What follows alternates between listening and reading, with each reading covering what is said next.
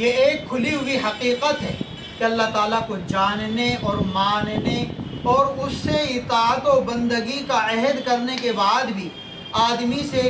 اللہ تعالیٰ کی نافرمانی جو سرزد ہوتی ہے تو زیادہ تر اس کی وجہ غفلت، بے توجہی ہی ہوتی ہے، اور شیطان انسان کی عقل و بصیرت پر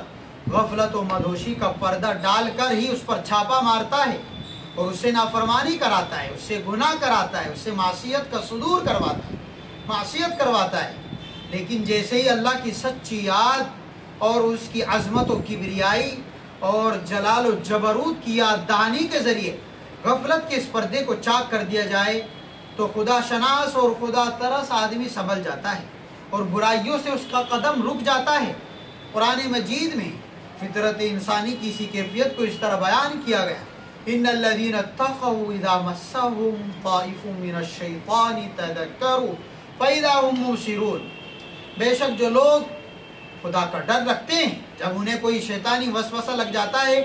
تو وہ اللہ کی یاد میں لگ جاتے ہیں، سو یکایک ان کی آنکھیں کھل جاتی ہیں اور غفلت کا پردہ چاک ہو جاتا ہے۔ بہرحال یہ ایک واضح حقیقت ہے کہ ایمان کے بعد نافرمانی عموماً غفلت ہی کے راستے سے آتی ہے، اور نماز اس غفلت کا سب سے اچھا علاج ہے، کیونکہ نماز سراسر یاد ہے، بلکہ یاد الہی،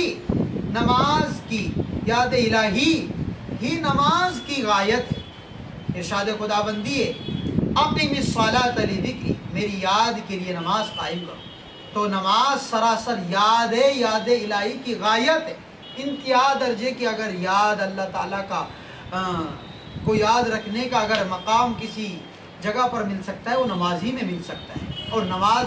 بھی وہ یاد ہی کے لیے خود اللہ نے سورہ طٰہٰ میں اس کا ذکر کیا، اقم الصلاۃ لذکری، نماز پڑھو، نماز قائم کرو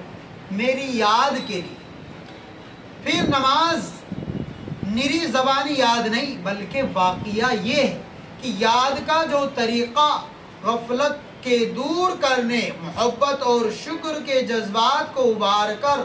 آمادہ اطاعت کرنے میں سب سے زیادہ مؤثر ہو سکتا ہے وہ نماز ہی ہے، کیونکہ نماز میں قلب و زبان اور دوسرے تمام اعضاء بھی ایک خاص ترتیب اور تناسب کے ساتھ یاد الہی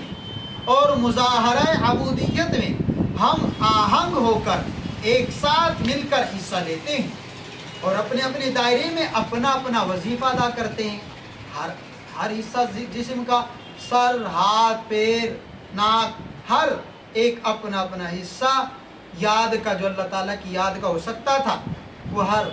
اپنا اپنا حصہ ادا کرتے ہیں۔ قلب میں اللہ تعالیٰ کی عظمت و کبریائی کا دھیان ہوتا ہے، پھر اسی کے مطابق زبان اس کی تسبیح و تقدیس و تحمید و تمجید میں مصروف ہوتی ہے، اور سارا جسم سر سے پاؤں تک ذکر و عبادت، نیاز و عبودیت کی تصویر بنا ہوتا ہے۔ کبھی دست بستہ کھڑا ہوتا ہے نیت باندھ کر، کبھی رکوع میں جھک جاتا ہے اور کبھی سجدے میں گر کر اپنی بندگی اور نیاز مندی کا آخری مظاہرہ کرتا ہے۔ خدا کرے اسی کیفیت کے ساتھ ہمیں نماز حاصل ہو جائے، ایسی کیفیت کے ساتھ ہم نماز پڑھنے والے بن جائیں، نماز کی حقیقت ہم کو حاصل ہو جائے، نماز کا خشوع خضوع قرب قیامت میں سب سے پہلے اٹھایا جائے گا، اس پر ہم کو خاص طور سے محنت کی ضرورت ہے۔ اللہ تعالیٰ اس متکلم کو اور سبھی معزز سامعین کو نماز کا خشوع خضوع عطا فرمائے۔